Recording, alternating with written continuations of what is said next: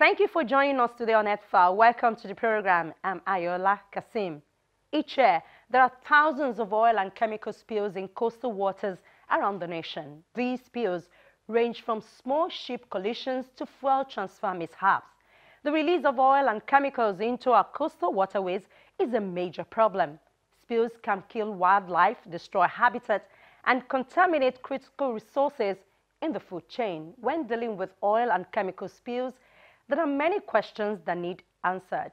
What was spilled? Where is the spill likely to travel in the water? How is the local environment affected now? And how might it be affected down the road? What's the best way to clean up the spill? And how will balance be restored to the environment after the damage has been done? Today, we will try to answer all those questions and have a look at what is happening along the Guinea Current Large Ecosystem region. Do stay with us. It is well known that the health of the world's oceans is degrading as a result of human activities. This also includes the impacts of climate change. The human population is predicted to grow at unprecedented rates during the next 20 years. And so it extends the range of its activities and increases its demands for maritime-related services and marine resources, many of which are infinite. The ramifications of these activities are that the world's oceans and coasts will be increasingly stressed and move to a situation where they may not be able to sustain the ecosystems they currently maintain. The Guinea Current Large Marine Ecosystem is one of 5 world's most productive marine areas that are rich in fishery resources, petroleum production, and an important global region of marine biological diversity. The ecosystem area is considered to include the exclusive economic zones of 16 countries. They are Angola, Benin, Cameroon, Congo, Côte d'Ivoire, Democratic Republic of the Congo, Equatorial Guinea, Gabon, Ghana, Guinea, Guinea-Bissau, Liberia, Nigeria, Sao Tome and Principe, Sierra Leone, as well as Togo. The Guinea Current region is said to be highly degraded and so demands urgent attention to recover and sustain depleted fisheries, restore degraded habitats, and reduce land and ship-based pollutions. Though the fishery resources are supposed to be renewable, but if you don't exploit them rationally, you exploit them to the extent that they collapse. They won't be able to renew themselves.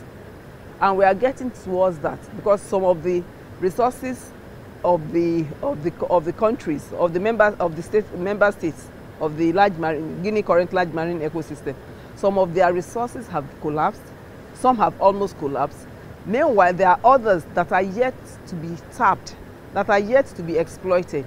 So that is the essence of this kind of survey. When such things are brought to light, we know how to balance the equation, so to say, that one does not impact the other negatively. And they can both coexist in the same environment. An expert once said an observation looking down from space would probably believe that an invasion of Africa is being prepared in the Gulf of Guinea. The waters are full of ships. What is going on, however, is not a military exercise, they say, but a destructive race for resources. 2 sectors are involved. Some high-tech vessels serve the oil industry and its offshore rigs, while giant trawlers and masses of small artisanal boats are involved in fishing. Both industries depend on resources, fossil resources and biological resources respectively. Economic activities have consequences on the ecosystem or on the environment generally.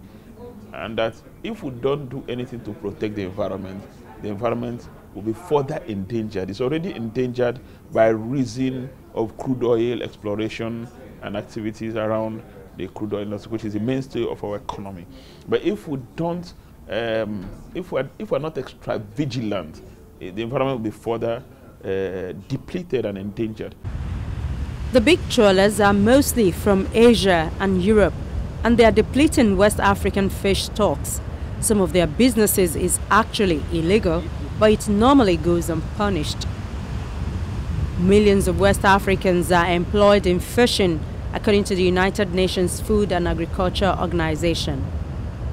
Marine artisanal fishing is a major contributor to gross domestic product in most West African countries.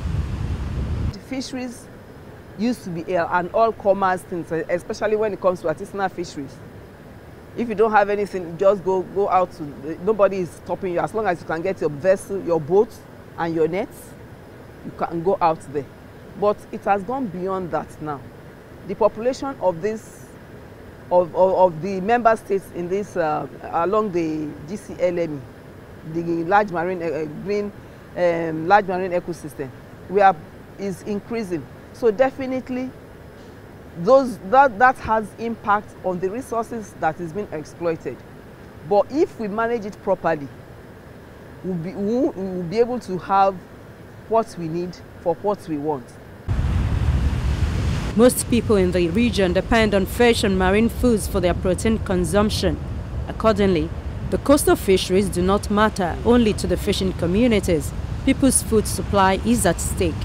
The International Union for Nature Conservation warns marine resources form the foundation for food security and livelihoods for the nearly 400 million people in Western and Central African countries with a marine coastline. Some fish species are disappearing from West African waters. According to the International Union for Nature Conservation, threatened species include the Madeiran sardine and the cassava croaker. Illegal fishing and overfishing imperil national and regional management efforts, and in many countries, illegal catches are said to represent over 40% of the reported legal catch. Not all illegal fishing is done by foreign trawlers, but without them, the situation would be much better.